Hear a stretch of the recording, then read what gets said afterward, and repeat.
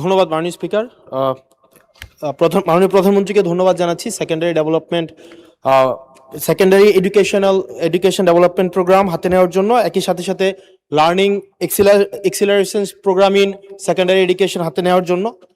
মাননীয় স্পিকার, আপনার মাধ্যমে আমার প্রশ্নটি হচ্ছে, একটা বিশ্ববিদ্যালয়ের শিক্ষার্থী অথবা যারা চাকরি প্রার্থীরা যখন প্রাথমিক বিদ্যালয়ে শিক্ষক হিসাবে চাকরি করতে যান, তখন সেখানে 11,000 টাকা বেসিক দিয়ে শুরু করেন বর্তমান প্রেক্ষাপটে।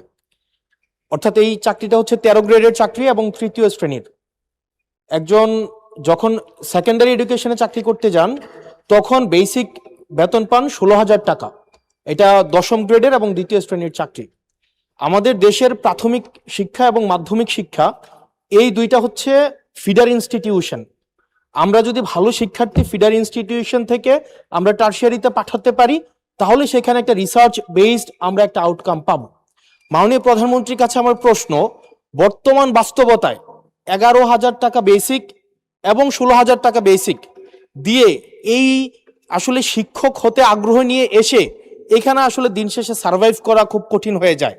সেজন্য প্রাথমিক এবং মাধ্যমিক শিক্ষকদের বর্তমান প্রেক্ষাপটে, আপনিও বিদেশে দীর্ঘদিন থেকে এসেছেন, আপনি সেখানে শিক্ষা প্রতিষ্ঠানগুলো দেখেছেন, সেই বাস্তবতায় আমরা এই ফিডার ইনস্টিটিউশনগুলোর শিক্ষকদের মান উন্নয়নের জন্য, তাদের বেতন বৃদ্ধির জন্য, যাতে করে বেশি বেশি মানুষ বা শিক্ষার্থী এই ধরনের চাকরিগুলি করতে আগ্রহী হয়, সেটার জন্য আপনার বিশেষ কোনো পরিকল্পনা রয়েছে কিনা সেটি জানতে চাচ্ছে মাননীয় স্পিকার।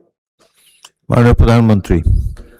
মাননীয় স্পিকার, আপনাকে ধন্যবাদ এবং জনাব হাসনাত, আপনাকেও ধন্যবাদ আপনার প্রশ্নের জন্য। আপনি নিশ্চয়ই খেয়াল করেছেন এই বাজেট সেশনে আপনি উপস্থিত ছিলেন, এবং আমার এই প্রথম প্রশ্ন যেটা ছিল মূল প্রশ্ন, সেখানে আমি বলেছি যে এই বাজেটে টোটাল জিডিপির 2% আমরা শিক্ষার জন্য রেখেছি।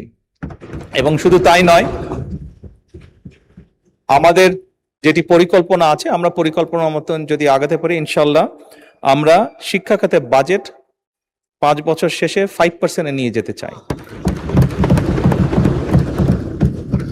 এবং অবশ্যই এগুলো আমরা যখন দেখেছি, স্বৈরাচারের সময় শুধু বিল্ডিং হয়েছে, কিন্তু হিউম্যান রিসোর্সের কোনো উন্নতি হয় নাই।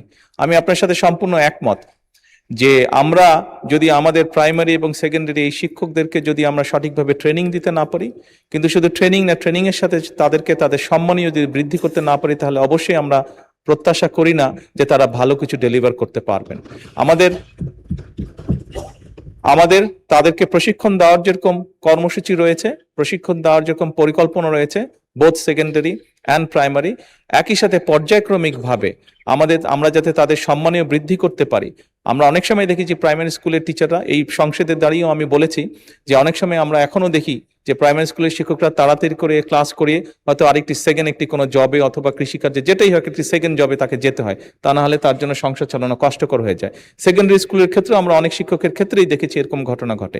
এই কাজটি যাতে তাদের না করতে হয় এবং তারা যাতে সঠিকভাবে তাদের সময় এবং তাদের মেধা শিক্ষার্থীদের পেছনে ব্যয় করতে পারেন, সেই জন্য তাদের সম্মানই বাড়ানো প্রয়োজন বলে আমরাও মনে করি। এবং পর্যায়ক্রমিকভাবে